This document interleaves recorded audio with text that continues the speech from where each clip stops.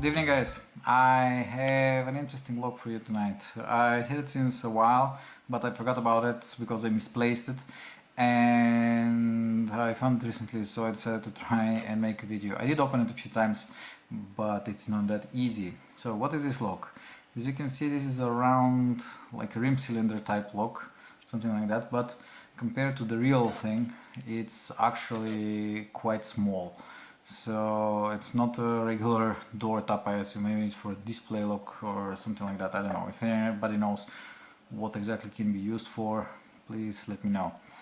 Brand of this lock is a Zeiss Ikon, as you can see it here, and it's a 5-pinner for the size. It's really great.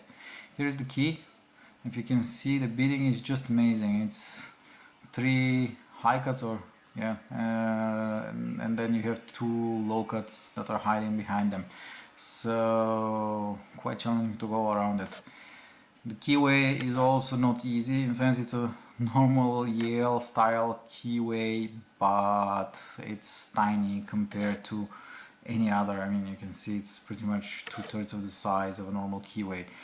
So this means working around it, it's also not that easy. Okay, so I will clamp this in a vise, and I'll be back in a moment. See you. And the lock is now all clamped up. It does have some room to manipulate the key, so hopefully that should be enough. Camera focus. Hopefully that should be enough for the picking. So let's shed some light to this. We'll use top of the keyway, I guess, and this pick that was made by Mr. Q in Germany. I got it from Adrian Weber. And actually, Adrian, if you're watching this, what happened to you, man? You disappeared from the horizon. I haven't heard anything from you in ages. So let's see. 1, nothing. 2, nothing. 3, nothing. 4, also nothing. Let's have a look on number 5. Okay, 5 is binding. Gentle touch on number 5. Okay, nothing. 4, nothing. Brushing against 3, 2, and 1. Okay, nothing. So maybe I need to increase tension. Yes, that was the thing. So number 5 is binding. Slightly pushing it up, and we got a false set. I think you saw how it moved. And then let's see who is the next binder.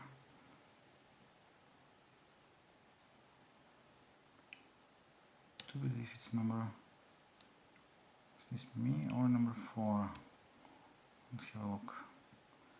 3, nothing. 2, nothing. 1, nothing. Let's go back. 5, not. It should be 4.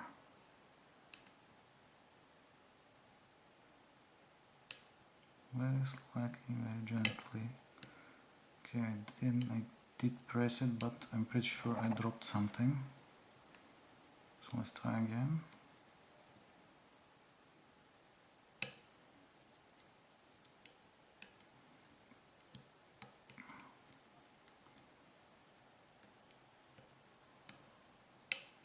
Okay, that was number 5 again. Let's see. Number 4 gives me feedback. No, definitely.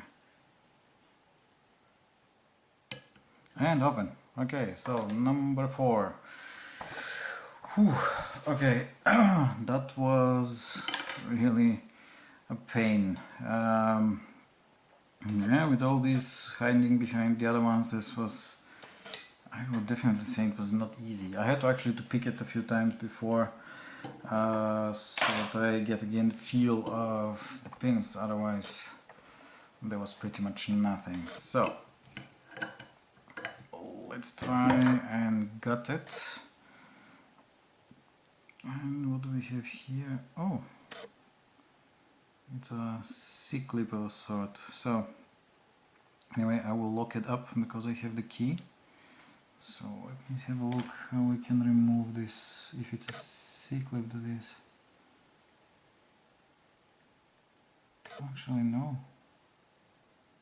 No, that's not a C-clip. I don't think that's a C-clip. Let me try something. No, that is not a C-clip. Oops. I actually have no idea how to get this. This is part of the core. Probably we need to punch out this thing here.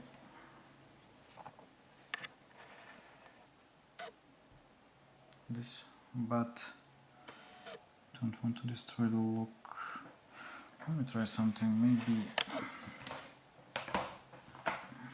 because this does look like a clip, but get some light here.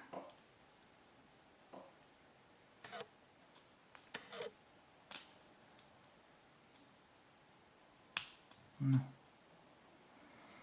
this does not budge. No, that's part of definitely of the core. Okay, then I have no idea how this core is assembled. I assume that this is like a sleeve onto the core and punched through, and I don't think I will be able to get this easily. Well, anyway, that was the small Zeiss Ikon lock. It's a nasty little thing. I have actually, I do believe that I have one more of these, and if they are nasty as this one, they are pretty nice locks. Anyway guys, thanks for watching, keep it legal, and I will see you in the next video. Ciao!